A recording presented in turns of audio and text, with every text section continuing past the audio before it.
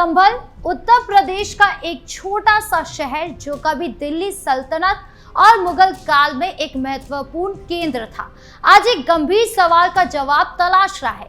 एक हालिया न्यायिक जांच रिपोर्ट के अनुसार संभल में हिंदू आबादी तेजी से घटकर 15 से 20% रह गई है, जबकि मुस्लिम आबादी 80 से 85% हो चुकी है। कभी यहाँ हिंदुओं की आबादी 45% से ज्यादा थी, लेकिन अब हालात बदल चुके हैं। बीजेपी इसे राष्ट्रीय सुरक्षा के लिए खतरा बता रही है। वहीं समाजवादी पार्टी और बहुजन समाजवादी पार्टी की नेता मायावती इसे सियासी साजिश कहकर खारिज कर रही है। सवाल उठता है कि क्या सपा और मायावती की वोट बैंक की सियासत ने संभल की इस हालत को जन्म दिया।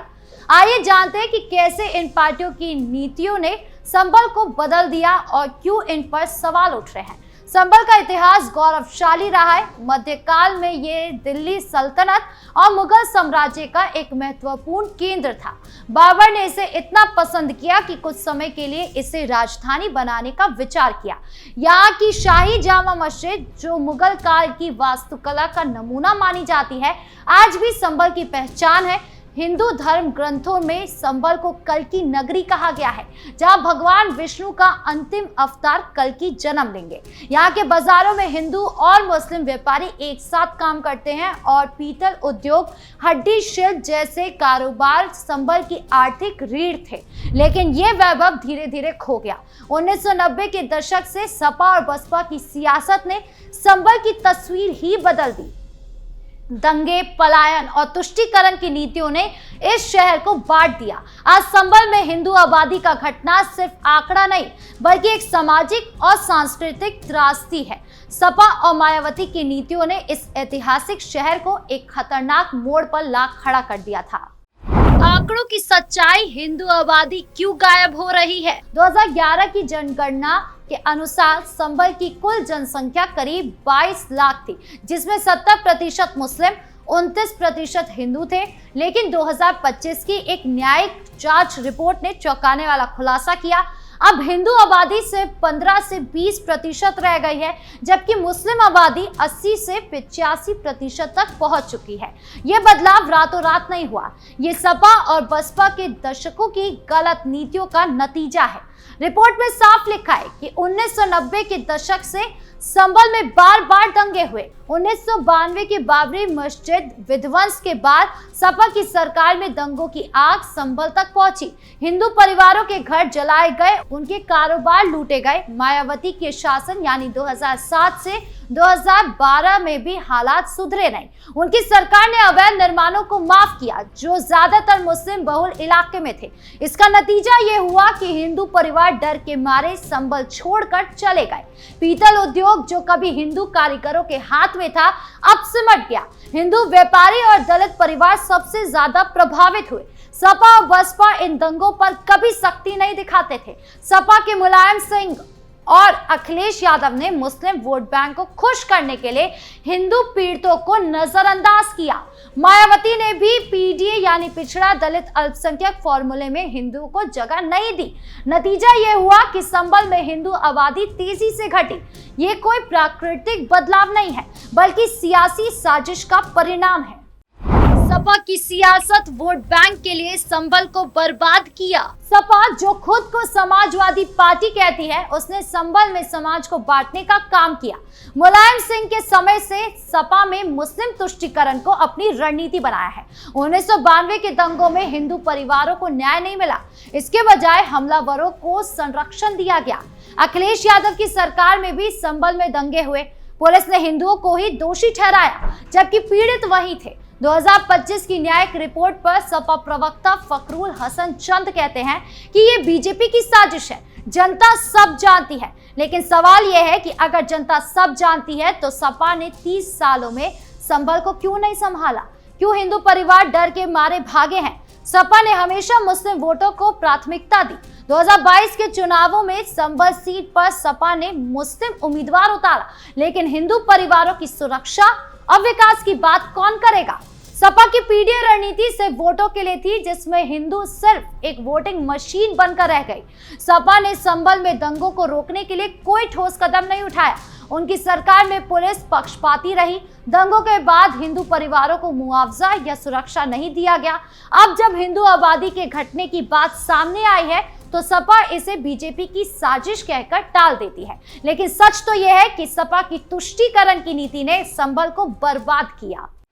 मायावती दलितों की मसीहा लेकिन हिंदुओं की अनदेखी। मायावती को दलितों की नेता माना जाता है, लेकिन संभल के हिंदू दलितों के लिए उन्होंने क्या किया? उनकी पीढ़ी रणनीति में मुस्लिम दलित वोटों को जोड़ा गया, लेकिन हिंदू दलितों को नजरअंदाज कर दिया गया। 2007 से 2012 में बसपा की सरकार थी। इस दौरान संभल में दंगे भी हुए, हिंदू दलितों के घर जलाए भी गए, लेकिन मायावती ने चुप्पी साध ली। क्यों? क्योंकि उनका मुस्लिम वोट बैंक टूटने का डर था। रिपोर्ट में साफ लिखा है कि दंगों में सबसे ज्यादा दलित हिंदू प्रभावित हुए, उनके घर और दुकानें लूटी गई, लेकिन बसपा ने कभी इस पर जांच नहीं कराई। मायावती ने अवैध निर्माणों को माफ किया जो ज्यादातर मुस्लिम इलाकों में थे। हिंदू मंदिरों और सार्वजनिक जमीनों पर कब्जे बढ़े, लेकिन मायावती ने कुछ भी नहीं कहा। उनकी ये चुप्पी संभल के हिंदुओं के लिए सबसे बड़ा धोखा थी। अब जब 2025 की रिपोर्ट में हिंदू पलायन का मुद्दा उठा तो मायावती ने इसे बीजेपी की साजिश बताया, ठीक वैसी जैसे समाजवादी पार्टी ने बताया। लेकिन सवाल यह है कि मायावती ने अपने शासन में हिंदू दलितों को क्यों नहीं बचाया? उनकी पीढ़ी रणनीति में हिंदू कहां थे? मायावती की चुप्पी और सपा की तरह उनकी तुष्टीकरण की नीति ने संभल को एक खतरनाक मोड़ पर लाकर खड़ा कर दिया था।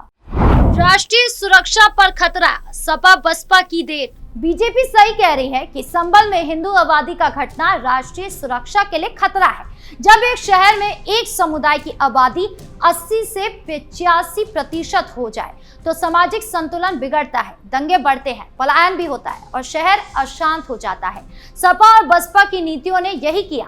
मुलायम सिंह के समय से मुस्लिम तुष्टीकरण शुरू हुआ, मायावती ने इसे पीढ़ी के नाम पर आगे बढ़ाया। रिपोर्ट में लिखा कि दंगों में हिंदुओं का कत्लेआम हुआ, उनके घर जलाए गए, कारोबार छीन लिए गए, लेकिन सपा और बसपा ने कभी इसकी जांच नहीं कराई। अब जब बीजेपी सरकार ने ये मुद्दा उठाया तो सपा इसे गोपनीय रिपोर्ट कहकर टाल रही है। मायावती की चुप्पी और भी ज्यादा शर्मनाक है। ये साफ है कि सपा और बसपा की सियासत ने संभल को एक युद्ध भूमि बना दिया। अगर यही हाल रहा तो संभल कश्मीर जैसे हालात की ओर बढ़ सकता था। ये देश के लिए खतरा था और इसका जिम्मेदार सपा और मायावती की नीतियां ही थी। संभल में विकास की अपार संभावनाएं थी। पीतल और हड्डी उद्योग यहाँ की शान थे, लेकिन सपा और बसपा के शासन में ये उद्योग सिमट गए। हिंदू व्यापारी और कारीगर डर के मारे भागे, सड़कें टूटी रही, स्कूल और अस्पताल की हालत खराब रही। सपा की सरकार में संभल को पर्याप्त फंड नहीं मिले। मायावती ने तो मूर्तियां बनाने में पैसा खर्च किया, लेकिन संभल के लिए कुछ नहीं किया। अब बीजेपी सरकार ड्रोन पॉलिसी, सड़क सुधार, नगर निकाय उन्नयन जैसे कदम उठा रही है, लेकिन सपा और बसपा इसका विरोध करते हैं। क्यों? क्योंकि विकास से उनका वोट बैंक टूटेगा। अगर सपा और मायावती ने विकास पर ध्यान दिया होता तो हिंदू परिवार न भागते और संभल आज एक चमकता शहर होता। सीएम योगी की एंट्री। 2017 में जब योगी आदित्यनाथ उत्तर प्रदेश के मुख्यमंत्री बने तो संभल सहित पूरे प्रदेश में एक नई उम्मीद जगी।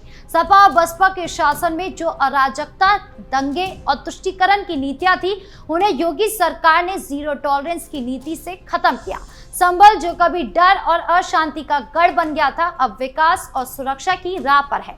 योगी सरकार ने संभल के लिए कई कदम उठाए, जिन्होंने इस ऐतिहासिक शहर को फिर से चमकाने का रास्ता दिखाया।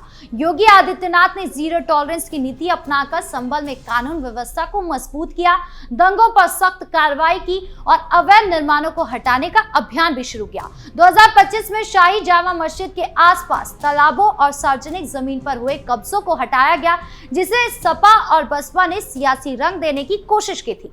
लेकिन योगी सरकार ने साफ किया, यह कार्रवाई कानून और व्यवस्था के लिए थी, न कि किसी समुदाय के खिलाफ थी। इस सख्ती ने संभल में डर का माहौल खत्म किया और लोगों को सुरक्षा का भरोसा दिया।